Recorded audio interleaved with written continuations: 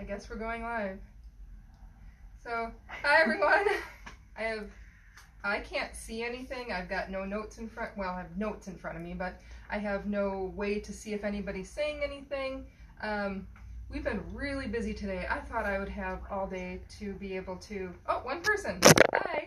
Jana's looking at the phone, but she's gonna have to go back and do work. We've been so busy today. I really thought I was gonna have a lot more time to prepare, and so I apologize. I did write out some things. I did prepare somewhat, but I thought I'd be able to set up the area better. But we are going to do our best to entertain. All right, well, basically for everybody that's here, I'm Lachelle Bursch. I'm the owner of Candle Cocoon. I've been making candles for over 30 years. I've been making them well for about 20 years. There are stories there that I can tell you. Basically, don't sprinkle little things on the top of it and expect it not to start on fire. Anyway, over the years, we have had many customer requests and more candle making suppliers wanting us to add to the candle making, oh my gosh, the soap making line. I'm so used to saying candle that now saying soap is I've got to say it. Adding soap making supplies. As you know, I'm a stickler for detail. I've been very hesitant to add soap making supplies. I do a ton of testing. I love knowledge. I don't just want to sell anything. And so we test our scents for scent throw and wick size. We research products to make sure that they are the best quality and the most ethically sourced. So getting into the soap making world, it's a bit overwhelming, a lot overwhelming for me. Yeah. So at the store, we have added some soap making supplies to our website already. You've probably seen that.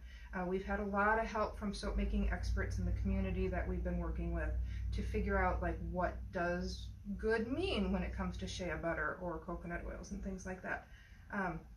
Personally, I have not learned how to soap. So that's why you're here with me today. We're gonna go through this journey together. I have made a few batches of melt and pour, and I've made one batch of cold process soap. I've been having to do color testing, so I got to do that. It was a really big batch. I've done reading, but I'm far from being an expert, so please don't come here thinking that you're going to get an expert's advice on anything. I'm very much a newbie. Hopefully someday I will be an expert. Hopefully it won't take me 20 years. But I do want to have this be fun, and I want to share my experience with you on my road to soap making. And let's see. So we want to do this, but now starting. It's like, you know, there's so much out there. You go to all these websites, they tell you to do this, they tell you to do that. I've been actually a subscriber to Making Soap magazine for a lot of years. I haven't had a lot of time to really delve into it and get to know it very well. I did write an article for it years back on candle making, but I love the magazine. I love the style. Really well written article. I can talk now. Well written articles, and it really has been on my reading list for years and years. And so this, if you're not familiar with the magazine, this is making soap, cosmetics, and candles. So I haven't done any of the projects in here yet, and that's where we're going to start. We want to change all that. Also, Soap Making Magazine has offered 20% off their subscription price when you use the code LIVECC, LIVECC, on their website, makingsoapmag.com. I'm going to post that on this video if I don't lose this video, because apparently this is a live video and it's Instagram, and I've lost those in the past. So hopefully I'll push the right button and actually get it on the website. So this magazine is really awesome. It really feels like a work of love. It's not overly glossy.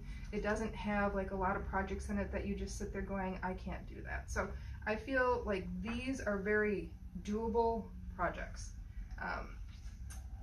So if you do get the magazine, you can follow along with me when I do these, because what I want to do is I want to do these type of videos like once a month, and I'm going to take them out of this magazine. And so they publish one every other month, so I'll probably do 2 projects from each one a month.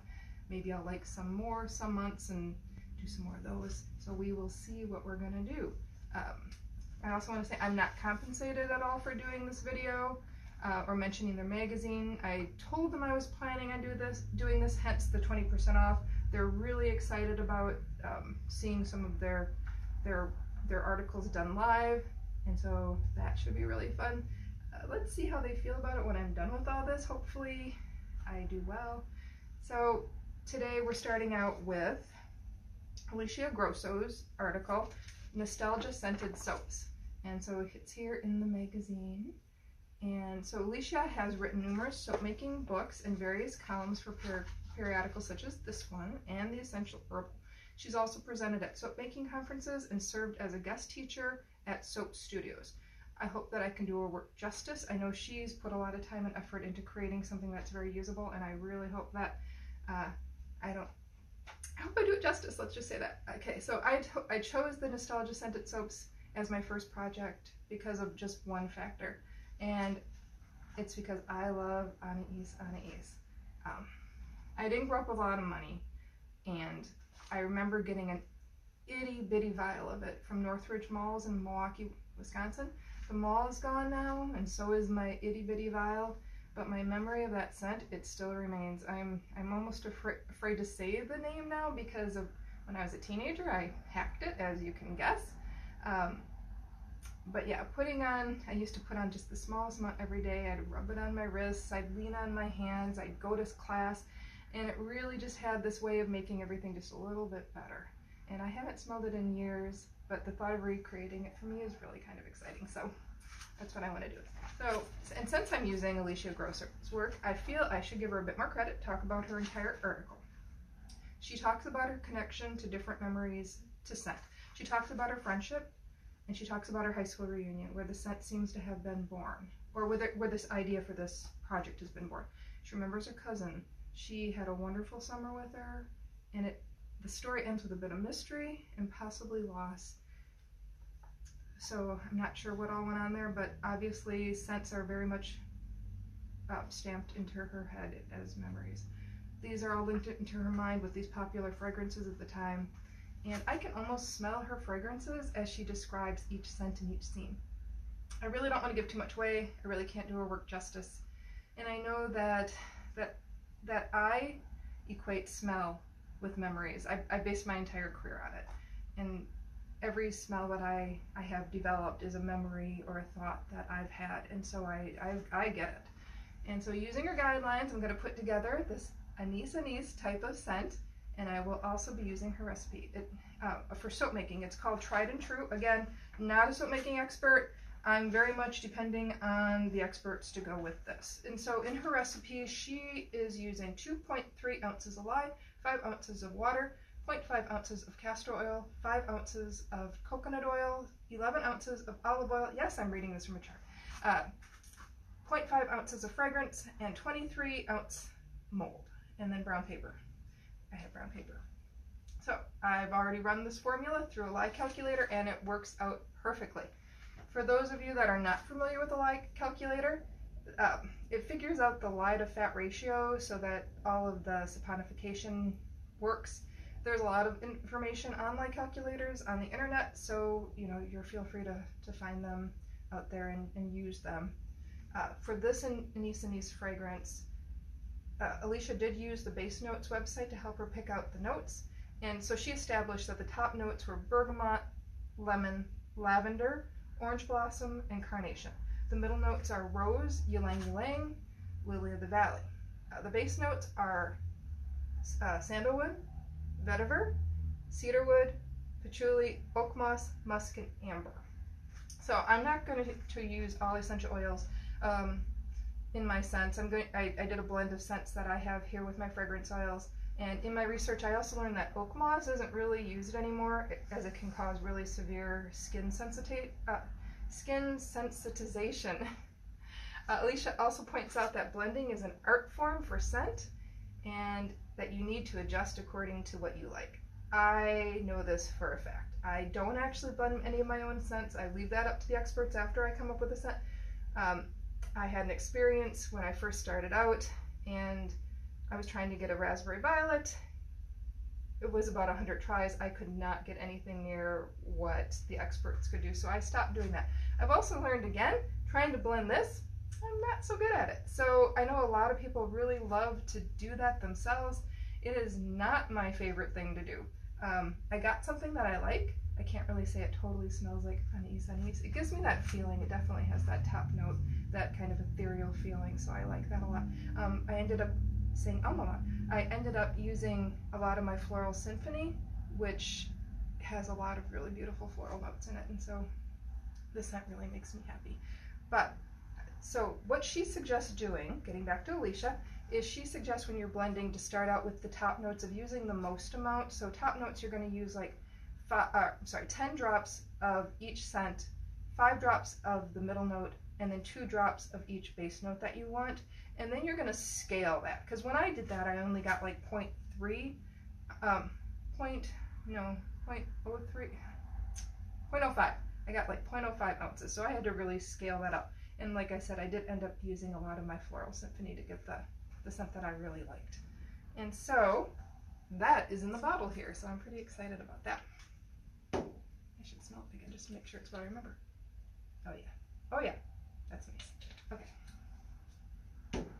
So another thing that Alicia points out is that floral fragrances can accelerate the trace. It sounds kind of scary to me, having never made this before and using a floral fragrance. I'm hoping that that doesn't happen. So this should be fun let's see what accelerated trace looks like possibly. Let's see, hopefully it's not a problem. She does say that it could turn your soap into soap on a stick. So, all right. Now, I've already made the lye solution. And so when I was making the lye solution, I read that it has to cool down to between 90 to 100 degrees, or 95 to 100 degrees. From my one whole batch of soap that I made before, it took quite a while, so I have actually started that ahead of time. And again, from doing reading, I read that we should use really cold water and distilled or purified water, not just sink water.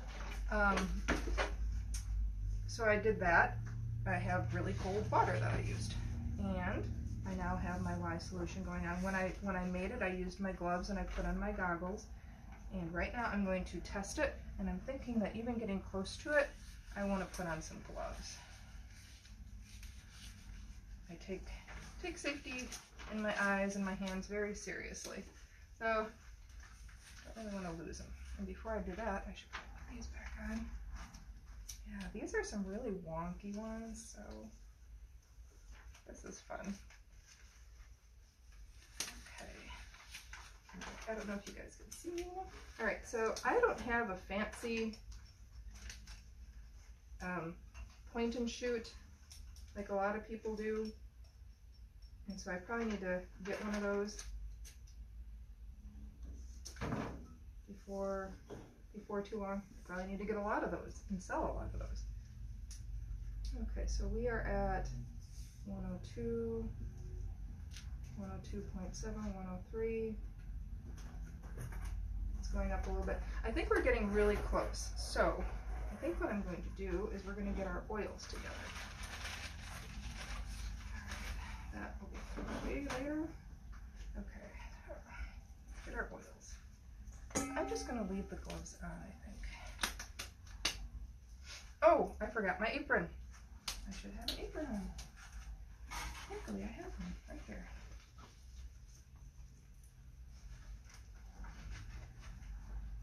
Okay. This is exciting, right? Alright. So that's almost ready. Now, I'm going to use this big, nice Pyrex bowl. I can blend the whole thing right in here, I'm hoping. And then I need to do 0.5 ounces of castor oil. So I'm tearing up my scale. I have my castor oil, hexane free. Not my brand yet. I'm going to have to get castor oil for the line, I think. So now I'm going to put 0.5. Really, I am. Brand new bottle. Haha, safety seal. Okay, so half an ounce. Weighed out on my scale. That's really gooey. I've not used castor oil before. It's kind of like cornstarch. Alright, so I have 0.5 ounces exactly. And then I need 5 ounces of coconut oil. And my coconut oil is in the sink. Thank you, Jana. Coconut oil, if you don't know, will freeze at room temperature, and so you have to occasionally warm it in warm water, which is what we did in the sink. And then I forgot it before I stirred it. Okay, shake that up good, and so now I'm going to re-tare it. I'm going to add 5 ounces of the coconut oil. And it doesn't matter if it's totally melted. We're going to microwave it a little bit. Something else that I got from another reading was that you want to blend the oils together at the same temperature. There was some discrepancies about what the best temperature for doing that is. Some people liked it warmer, some people liked it colder. I can't really say that I know why at this point. So we're going to follow Alicia's suggestion and hit her range. Okay, coconut oil added, olive oil. Whew, sorry, I got all this hair. I have a lot of hair. I should probably put my hair up, but can't do that now. Okay, so 11 ounces of olive oil.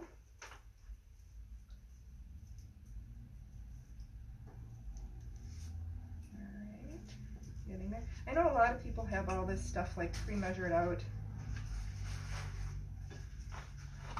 Maybe that's something to do for the next time. I don't know. It's not going to take me that long. Okay, now, do we add, blend a bit with a stick blender. Okay, so after we get to a light trace, then we add the scent. Here. Okay, so now, what? Do you want me to do a tie back for you? Nah. Jana just asked if she should tie back my hair. So, okay, now we gotta get this up to about 100 degrees. Why is it really distracting? No, okay. And so generally I've read to do this heating in like 10-15 second bursts. It really depends on how warm your microwave is. I haven't used this microwave. I just pulled out of the garage for you folks. So yeah, I have no idea how long this one's going to take. So I'm going to stop that. That was about 20 seconds. And it's not fully melted. There's some little chunks in it. And so I do know, I don't know if anybody can see that, I do know that it does keep melting if it's warm enough. This is, you know, cooling on the side, so I'm thinking that it's not going to be warm enough yet. I'm going to keep going with it.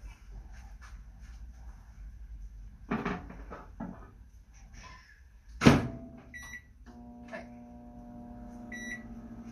So that is getting up to temperature. Also, this recipe doesn't call for adding any color. I'm going to stick true to the recipe for my first time and not add color. I've gone back and forth with this idea because I want it to be fun, but I just want to do this the first time. So I hope you don't mind that I'm not going to add color and do all kinds of fun swirls, because I don't know how to do that at all. So there are still little pieces floating in it, which is interesting since I don't really remember little pieces from anything. Alright, we're going to go a little more here.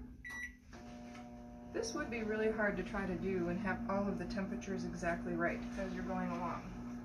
So I'm retesting my lye solution, because we got to get these two to the right temperature, and if I go too hot on one, then I'm going to end up having to heat another one, and I don't think I should be heating up lye solution. So that probably means that I would have to let the oils drop. Okay, so that's like 85, 86, 96. Okay. And this is getting, it's not really getting warm. One side is. It's really cold in here. It is really cold in here. Okay, let's try this again. A little bit more.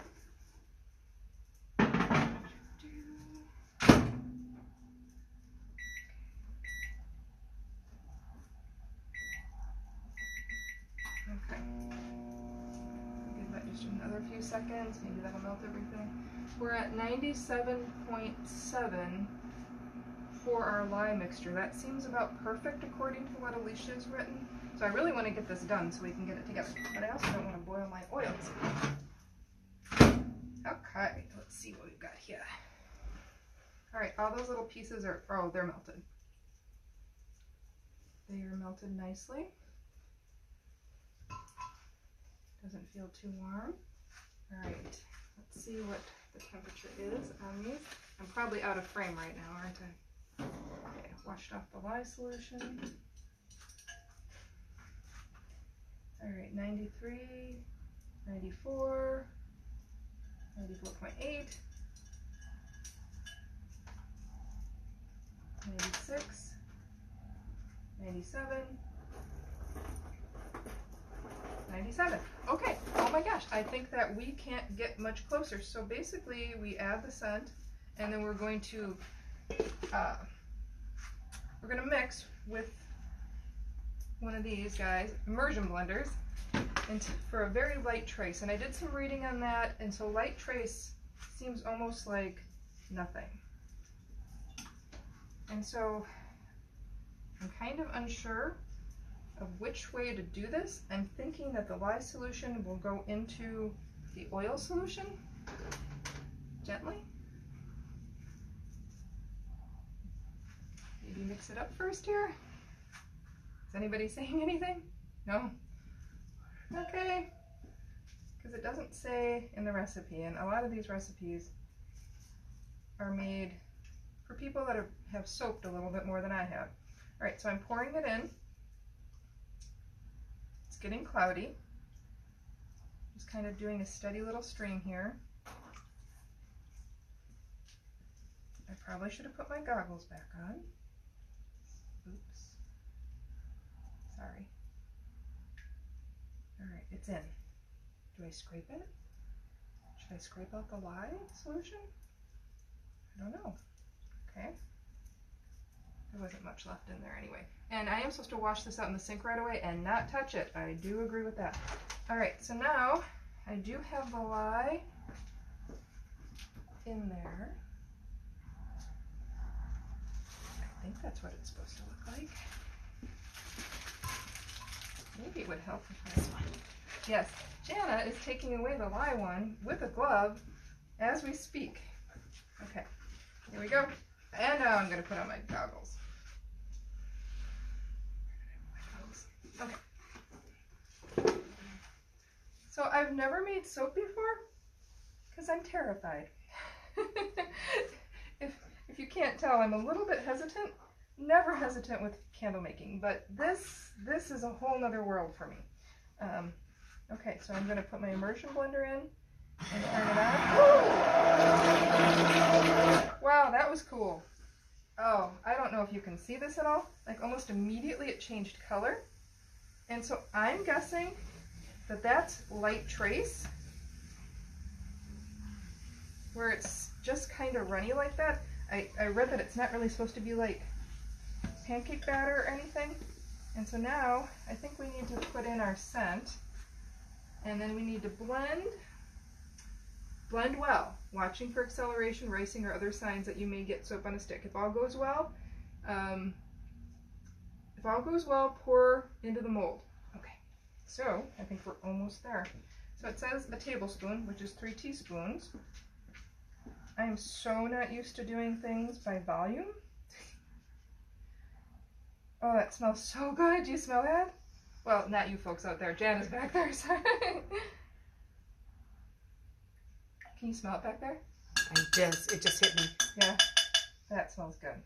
Okay, so now I have a little bit left. Ooh, we can make a candle out of that maybe. Or melt. That'd be fun. Okay, here we go. All right, so now...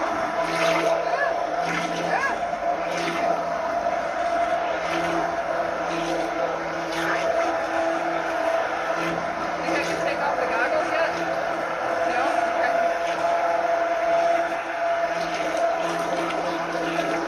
Should we add some color? I want to see what it looks like. I want to see what it looks like without it? Okay. Because you actually did make one batch before they did all the testers. Yeah.